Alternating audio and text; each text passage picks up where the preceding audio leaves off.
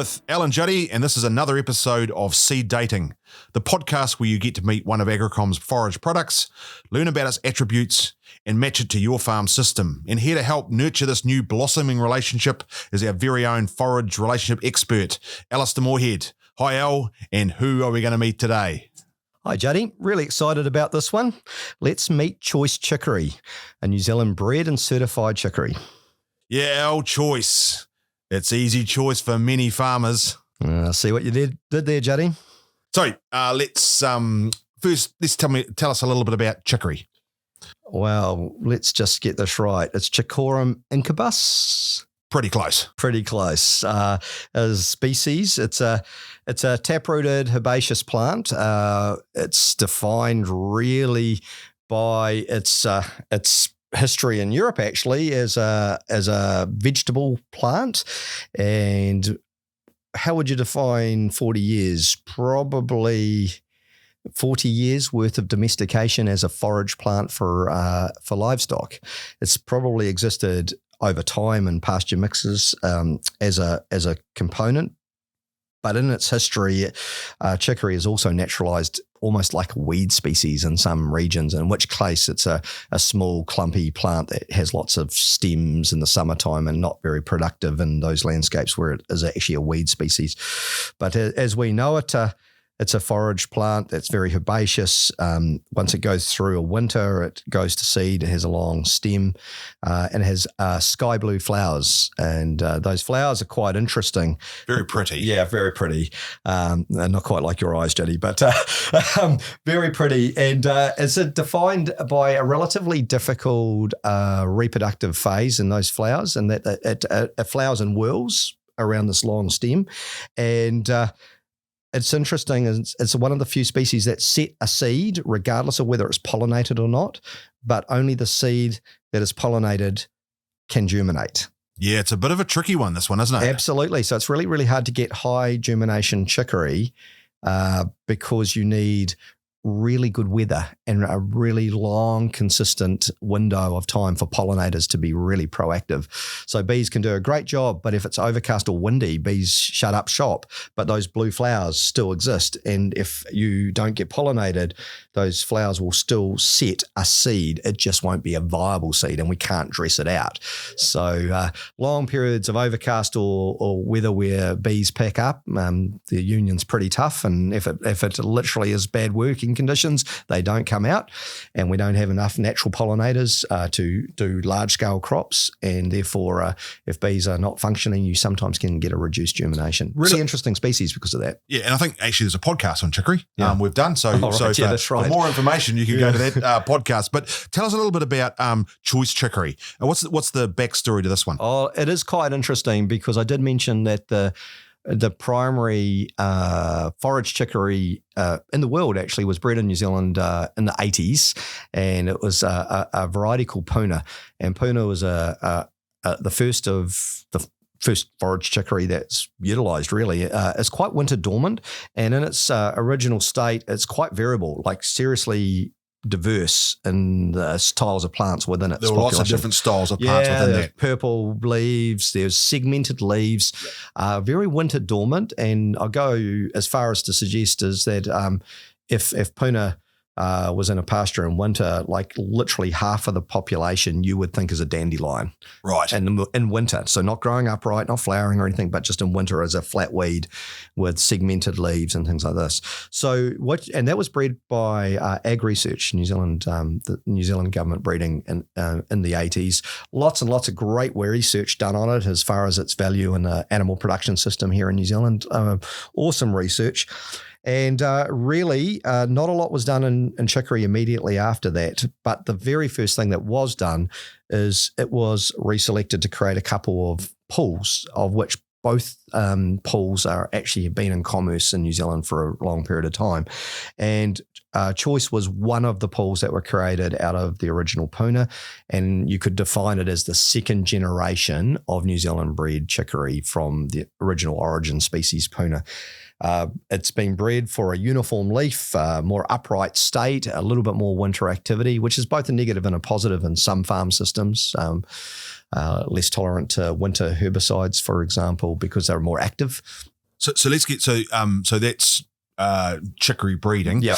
So in terms of the cultivar choice, what are the key characteristics that we get from that chicory, and then maybe how do they lend themselves to some of the farm systems we see it in? Oh, well, I would go as far to say is about 85, maybe 90% of all chicory in New Zealand is sown in the springtime. The same time we sow other summer cropping systems, predominantly brassicas, and also some of our winter crops as well. But that's the window of sowing.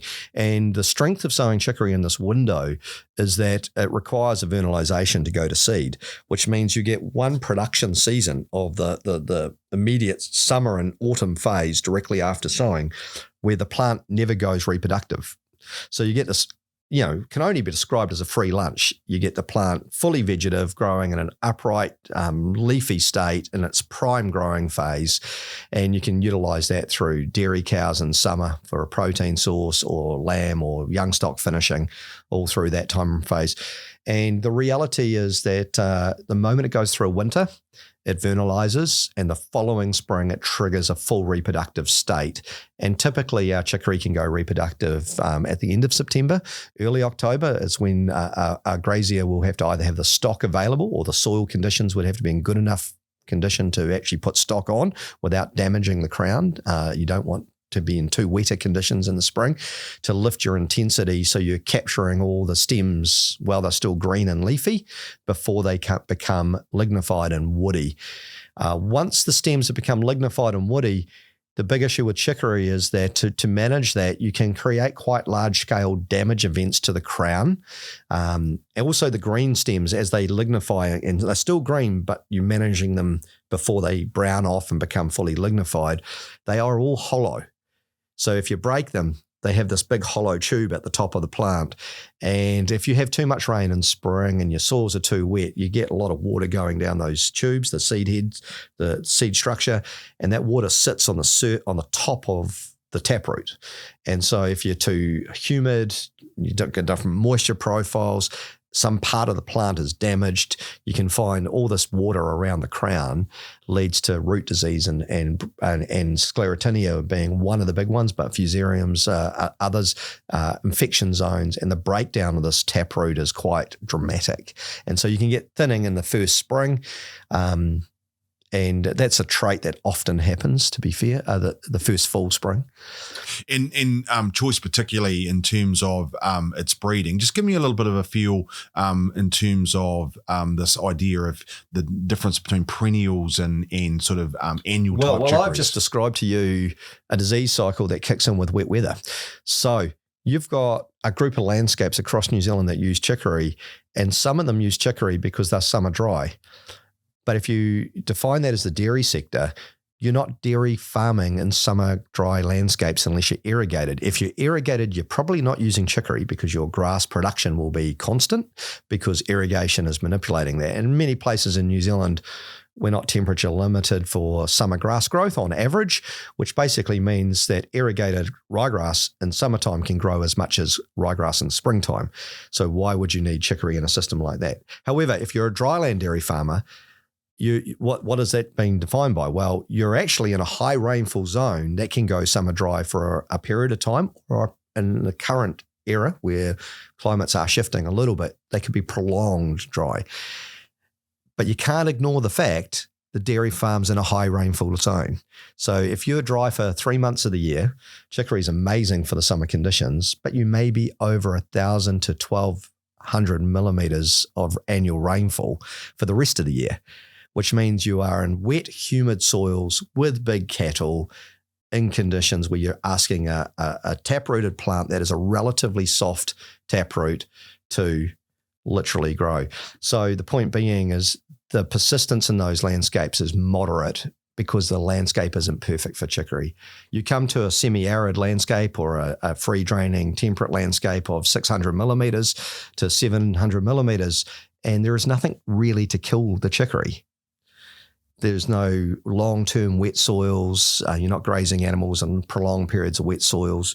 And that chicory can last 2, 3, 4 years in those conditions. So a lot of its perenniality, particularly with the genetics of choice, a lot of its perenniality is defined by the soils it's going into and the total annual rainfall and the size of the animals grazing it. Excellent. And again, we've talked about using that as a pure crop. And just to not distracted from your actual question is perenniality. Well, my problem is that we do define it as perennial because it is actually long-lived.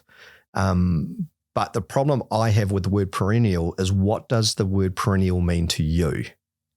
It's not an annual. It is at the very least a biennial, but it's probably only a biennial if you're in an extremely high rainfall zone. If you're in a low rainfall, free draining landscape, it's likely to last to 4 to 5 years. And by most definitions, that is long enough lived to be defined as perennial. Yeah, certainly. But if you're defining perenniality by 8 years or 10 years or 14 years, it's not that longer lived unless it reseeds. Yeah. So a relatively short-lived perennial. That's how I define it. Yeah. But depending on the environment that 100% that it's in. So one last thing, we've talked about kind of pure crops in a dairy situation. Adding that to as a herb component of a perennial pasture. How do we go there? Oh, look, it's been an effective part of a perennial pasture for a very long time, completely and utterly limited by its weed control options. So as a plant that sort of fits in a lot of chemical groups that it would fit in as a target species for a lot of the weed species that can exist in perennial pastures. Like thistles, the thistle families. There's very few chemicals that you can use across our general pasture, and therefore it's got relatively soft chemical options during the establishment phase, and your weakness is the landscape associated with perennial thistleweeds. However, as a species component of a dryland or long-lived pasture environment, it is a really valuable species for as long as it actually lives, providing micronutrients such as copper into those landscapes. It's really nutritious. It can help maintain feed profiles in dry summer environments where other grass species may be highly fibrous and bringing other problems to the party. Ding. Well, pretty easy choice, this one. This sounds like a really great chicory. So we've been talking about choice, the New Zealand-bred and certified chicory. It's been bred for high dry matter production, some improved cool season activity, great recovery from grazing and tolerance to some of the leaf diseases. So a bit of a stunning specimen, I think. And today, well, I'm identifying as a dairy farmer needing a boost to summer pasture quality, and choice chicory is I think it's going to be a stunning match, so I'm going to swipe right on that. You've been listening to an episode of Seed Dating with Alan Juddy, and we hope you can catch another episode soon.